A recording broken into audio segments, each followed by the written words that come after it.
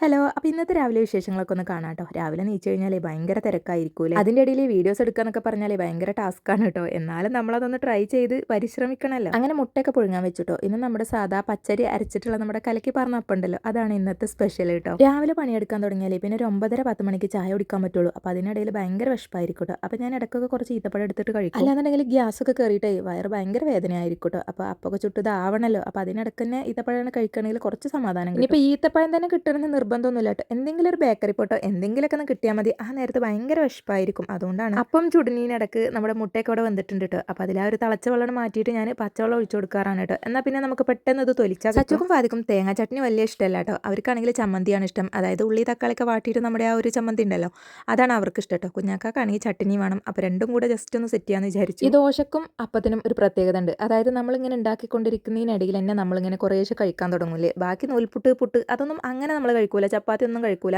പക്ഷേ ചപ്പാത്തിയും ചില ടൈമിൽ കഴിക്കും. പക്ഷേ ഈ അപ്പം ദോശ എന്ന് പറഞ്ഞാൽ നമുക്ക് ആ ഒരു ചൂടോടെ കഴിക്കുന്നത് ഭയങ്കര ടേസ്റ്റ് ആണല്ലേ. ചുടുന്ന ടൈമിൽ ഇങ്ങനെ നമ്മൾ കഴിച്ച് കഴിഞ്ഞാൽ പിന്നെ നമുക്ക് കുറച്ച് കഴിഞ്ഞാൽ ചായ അടിക്കാനൊന്നും വലിയ ആഗ്രഹം കാര്യങ്ങളൊന്നും ഉണ്ടാവില്ല. അതായത് നമ്മുടെ വിശപ്പ് പകുതിയിലേറെ മാറിയിട്ടുണ്ടാവുമല്ലോ. പിന്നെ ആ ഒരു ആക്രാന്തം അങ്ങോട്ട് മാറിയിട്ടുണ്ടാവും. അങ്ങനെ ആ കുഞ്ഞാക്കിയും കുട്ടികളും വരേണ്ട ടൈം ആയിട്ടുണ്ട് കേട്ടോ. അപ്പോഴേക്കിൻ്റെ പണികളൊക്കെ പെട്ടെന്ന് ഇങ്ങനെ തീർക്കുകയാണ്. അവർ വന്നു കഴിഞ്ഞാൽ പിന്നെ ആകെ അങ്ങോട്ടും ഇങ്ങോട്ടും സംസാരിക്കലും വിരകലായിട്ടോ. പിന്നെ ഇതിൻ്റെ കാര്യങ്ങളൊന്നും പെട്ടെന്ന് നടക്കൂല. ഇപ്പോൾ കുറേ ഈ ഒരു ചോത്തമുളക് ഇട്ടിട്ടുള്ള ചട്നിയാണ് ഞാൻ അരക്കാറുള്ളത് കേട്ടോ. അപ്പോൾ ഹോട്ടലത്തെ ഒരു ടേസ്റ്റ് ഒക്കെ ഉണ്ട്, നല്ല രസമുണ്ട്. ഇനി അധികം ഇതുണ്ടാക്കിയാൽ മതി എന്നൊക്കെ പറയും. പക്ഷേ സച്ചുക്കും വാദിക്കും അത് അത്ര കാര്യമല്ല. ജിമ്മിന് പോയി വന്നിട്ടുള്ള മസിൽ കാണിക്കലാണ് കേട്ടോ ഇത്. പക്ഷേ ഞാൻ വീഡിയോ ഓൺ ആക്കി എന്ന് പറഞ്ഞേക്കും എല്ലാം അവിടുന്ന് മാറിപ്പോയിട്ടോ. പോകൽ മാത്രമല്ല കേട്ടോ, എന്നോട് പറയും ചെയ്യും ഇതെങ്ങാനും ഈ അതിലിട്ടിട്ടുണ്ടെങ്കിൽ എന്നെ ഞാൻ കാണിച്ചു തരാമെന്നൊക്കെ പറയും. പക്ഷേ നമ്മളുണ്ടോ ഇട്ട് കൊടുക്കണോ, നമുക്കാണെങ്കിൽ ഇതൊക്കെ ഒരു കണ്ടന്റ് ആണ്. അപ്പോൾ ഈ ഒരു ചട്നിക്ക് ചോത്തമുളക്, ഉപ്പ്, ഇഞ്ചി, ചെറിയ ഉള്ളി ഇട്ടോ, തേങ്ങ ഇതും കൂടെ ഇട്ടിട്ട് നമ്മൾ നല്ലപോലെ ഒന്ന് അരച്ച് ചട്നിയാക്കി കഴിഞ്ഞാൽ ഒന്ന് കടുകറുക്കുക കേട്ടോ. നല്ല ടേസ്റ്റാണ്. മുളകും പൊടിക്ക് പകരം നമ്മൾ ഈ ഒരു ചോത്തമുളക് ഇടുമ്പോഴാണ് കേട്ടോ അതിൻ്റെ ഒരു ഹൈലൈറ്റ് വരുന്നത്. അതായത് നമുക്ക് ആ ശരിക്കും ആ ഒരു ഹോട്ടലത്തെ ആ ഒരു ചട്നിൻ്റെ ആ ഒരു ടേസ്റ്റ് തന്നെ നമുക്ക് കിട്ടും. അത് ആ പണിക്കാർക്ക് 4 മണിക്ക് കൊടുക്കാനുള്ള കുറച്ച് കപ്പിയും അതുപോലെ തന്നെ വത്തക്കയും കൊണ്ടുവന്നിട്ടുണ്ട്.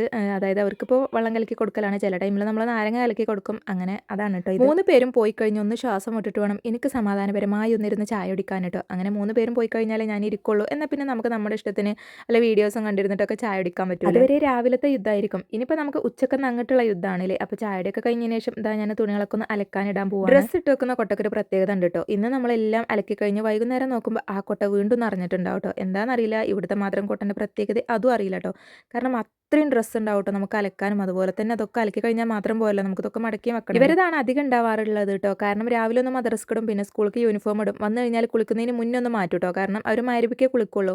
അപ്പോൾ പിന്നെ ആ ഒരു യൂണിഫോമിൽ കളിക്കൂല, വേറെ ഡ്രസ്സ് മാറ്റിയിട്ട് അവർ കളിക്കുള്ളൂ. പിന്നെ കളിയൊക്കെ കഴിഞ്ഞതിന് ശേഷം മഗ്‌രിബിക്ക് കുളിച്ച് വീണ്ടും ഒന്ന് മാറ്റും. അങ്ങനെ 3-4 കൂട്ടൊക്കെ ഡെയിലി ഉണ്ടാവാറുണ്ട് കേട്ടോ, 2 പേരുടേതും. ഇന്ത്യൻ കുഞ്ഞാക്കാൻ്റെനൊക്കെ പിന്നെ ഒരു ലിമിറ്റ് ഉണ്ട് കേട്ടോ. അപ്പോൾ ഇന്നത്തെ രാവിലത്തെ വിശേഷങ്ങൾ ഇങ്ങനെ കാണട്ടോ. അപ്പോൾ ഇഷ്ടമെങ്കിൽ ലൈക്ക് ചെയ്യാനും ഷെയർ ചെയ്യാനും സബ്സ്ക്രൈബ് ചെയ്യാനും മറക്കല്ലേ.